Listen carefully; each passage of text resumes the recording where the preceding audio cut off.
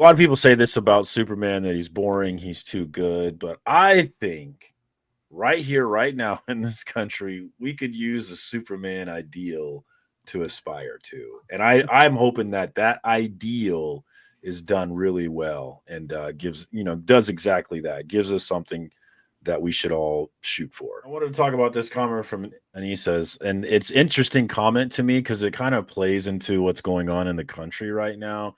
It's just read Superman, just don't agree with a lot of what he does. Just like Batman, sometimes you have to do bad, kill a villain for the greater good of the public.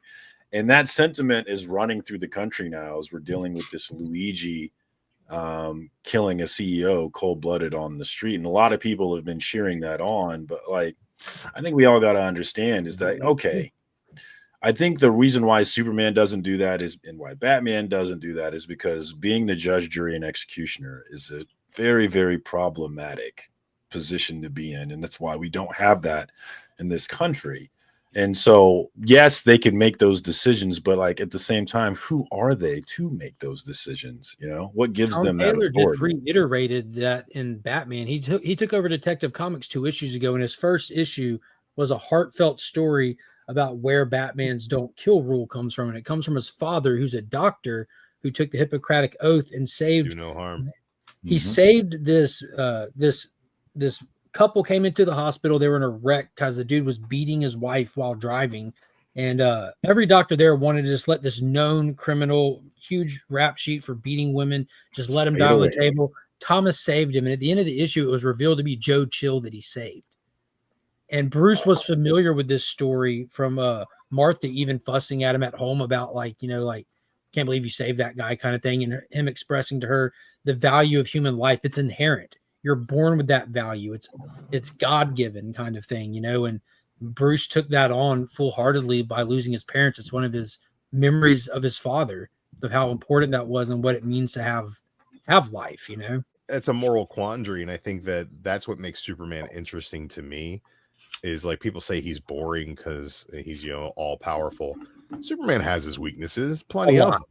But the thing about Superman that's interesting is like if a giant monster comes and tries to eat the sun, Superman doesn't automatically think that the giant monster came here to eat our sun, to kill us because it has malintent. Superman, as an alien, being judged as an alien constantly, takes it upon himself to empathize and sympathize with just about every character that comes in contact with him, because it's important for him to save the sun, but it's also important for him to save this creature that feels like it needs to eat the sun. So there's so much depth of empathy within that hero, within that paragon of virtue, that it makes every decision he makes in every interaction just so much deeper on every level. I really love the Tomasi run of Superman. Hey, what's going on, Kyle? What up, Kyle? With Jonathan Kent, Superboy, where he's training him, because if you want to take a hero who's infallible and has no weaknesses, you want to see a man's weakness, make him apparent. And that's been some of the best Superman stories since Philip Kennedy Johnson picked up the run after Bendis and put it into proper context, because PKJ is a diehard Superman fan with a young son. So he's able to really understand those emotions and put it in there. Yeah, it's like, oh, I'm going to do the right thing. I'm going to save these people on this alien planet. I'm going to make sure the Phantom Zone doesn't fall into disarray. I'm going to do all this, and then I come home and Lois is going to be pissed off because John didn't do his homework, and like I can't hit him because I'm fucking Superman, and I'll knock his head into next week. But like I got to do something to discipline this kid, and how do I teach him how to be a man? And also at the same time teach him how to be Superman.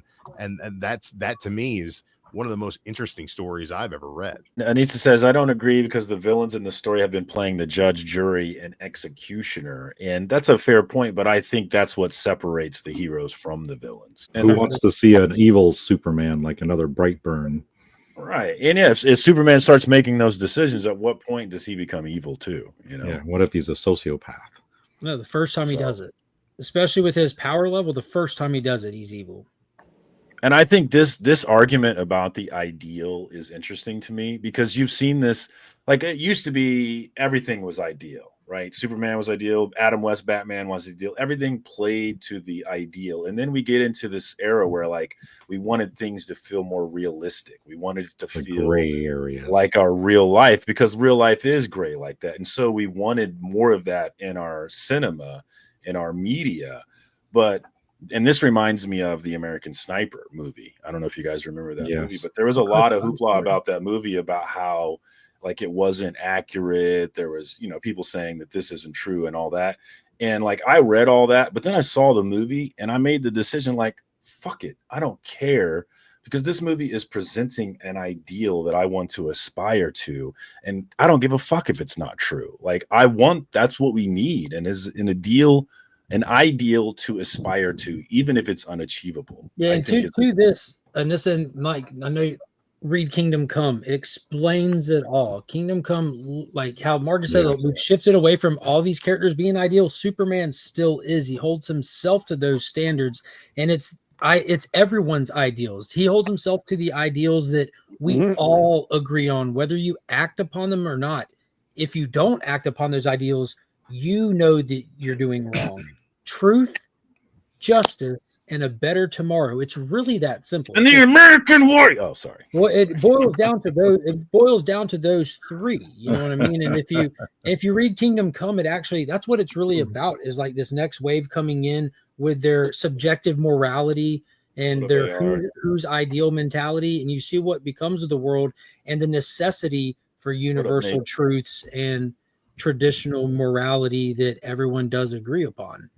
I can also in the chat, credence to Anissa's point there. Like sometimes you want the stories that you read to have a more humanistic, realistic take to them, a more grounded take, and that's a very powerful storytelling technique to turn these ideals on their head and look at them that way. But like that's the power of Watchmen.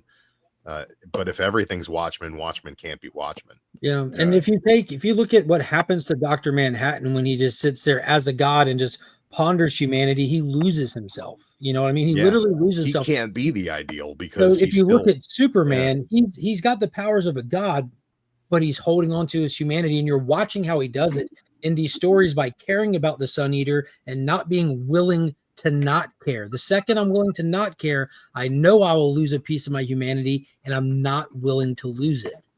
And that's the thing, right? It's so cool to not care now, right? It's so cool to not care. Like, oh, you care, huh? I'm like, yeah, I care, dude. What do you mean? What do you mean? Yes, I care. With Superman, the ideal as well, he's like created by two Jewish guys as an alien from another planet. Jerry Schuster, raised by two God-fearing Christian people in the Midwest, the middle of America. So Kansas. His conglomerated morality is objective morality. It's the scientific morality of Krypton. It's the Old Testament morality of Siegel and Schuster, and it's the New Testament morality of Ma and Pa Kent. It is all of that. It is the best of everybody, and it is a constant will and need to do the right thing. Yeah, you won't ever hear Superman preaching on some every situation. You won't hear him preaching on those stuff and think like that doesn't make sense. It's literally universal truths he stands on. I think what Drew is really trying to say is that the state of Kansas is the ideal in America, and I could not agree. Exactly what he's saying. Could not agree more with that. Yeah, that's too bad such that a true statement.